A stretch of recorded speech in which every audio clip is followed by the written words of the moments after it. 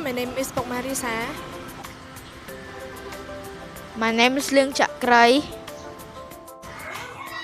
and we are from Matheria. Did you know that in the OECD PISA 2022 on Cambodia test on math education shows that many of Cambodian students scored a lower score than the average grade of passing. So this means Cambodia is facing a big challenge between the lack of math education. Why? Because students in Cambodia haven't reached the same skill level on math education like the other countries. Matheria helps students enjoy math by turning practice into a fun, engaging game.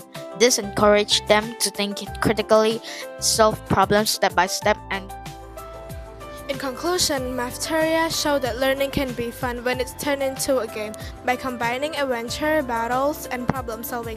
So this proof educational game can make students more feel interesting and make it more exciting. Thank you everyone for watching our video, and we hope you could learn something from us today. Thank you. Thank you.